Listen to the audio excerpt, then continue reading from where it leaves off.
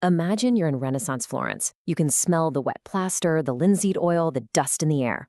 It's here, on a single wooden panel, that a quiet moment is about to happen, a moment that will echo through art history forever. This is the story of how an apprentice showed the world he was already a master. But that really begs the question, right? How does a genius actually become a genius? Are they just born that way, or is there something more to it? Well, to figure that out, let's look at the origin story of one of the greatest minds who ever lived. For Leonardo da Vinci, the whole story kicks off right here, in 15th century Florence. And you have to understand, this wasn't just any city. This was the absolute epicenter of a cultural Big Bang, a place where art, science, and new ideas were all crashing into each other in the most amazing ways. So, to really get Leonardo, first you have to get the feel of Florence. You have to understand the extraordinary world that was about to shape him. The creative engine of the city was something called the Bottega, which is just Italian for workshop. But seriously, forget your modern idea of a quiet, solitary artist studio. A Renaissance Bottega was more like a bustling, high-tech startup, a laboratory where art and engineering were one and the same. And in all of Florence, the most famous, the most influential Bottega of them all belonged to a man named Andrea del Verrocchio. This is where our story really gets going, because this is where a teenage Leonardo starts his apprenticeship. See, Verrocchio wasn't just a painter. The man was a master sculptor, a goldsmith, an engineer, a true polymath. And his workshop? It was basically a forge, creating an entire generation of artistic superstars. And this is so crucial. An apprenticeship with Verrocchio was like getting a universal education. You didn't just learn how to grind pigments for paint. No way. You learned how to cast massive bronze statues, which meant you had to know metallurgy. You learned engineering, you studied anatomy, the physics of light and shade. It was this incredible fusion of art and science. And the results speak for themselves. This quote here just nails it. It was an incredibly creative place. I mean, it wasn't just Leonardo who came out of this workshop. We're talking about artists like Botticelli and Perugino, absolute legends. Verrocchio was basically a master maker. All right, so let's zoom in on one single project. On the surface, it seemed like just another job for the workshop, but it would end up becoming the stuff of legend.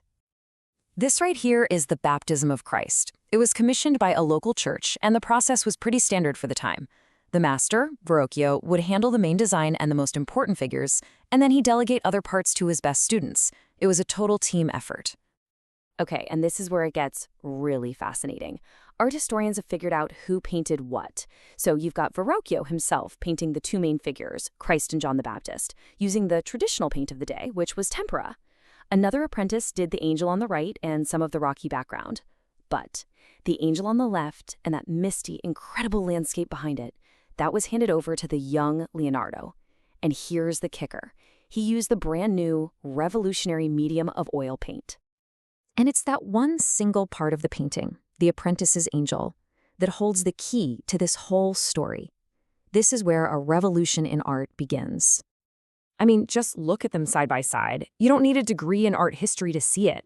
The angel on the right is good, it's totally fine for the time, but the one on the left? Wow. Something completely new is happening there. You can feel it.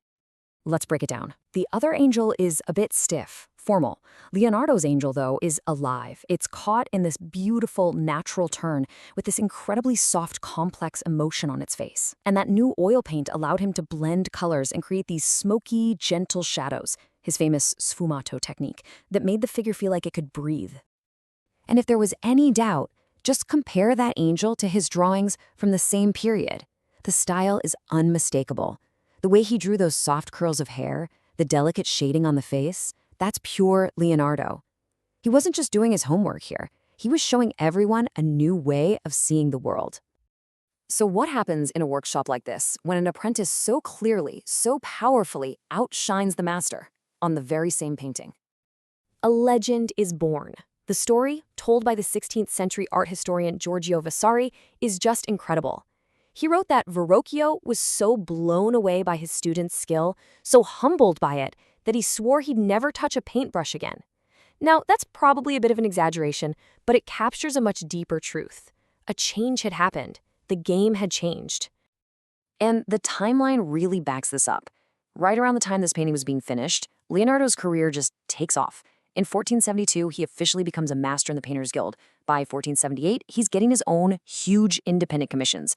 He was no longer just the brilliant apprentice. He had arrived. And that leaves us with this really cool final thought. We remember Verrocchio for his incredible sculptures and paintings. But maybe, just maybe, his greatest masterpiece wasn't made of bronze or pigment at all. Maybe it was the genius he trained, the master he unleashed on the world. What do you think? Thanks for joining us for this deep dive. And if you enjoyed it, please think about subscribing and turning on notifications. It really helps us make more explainers just like this one. We'll see you next time.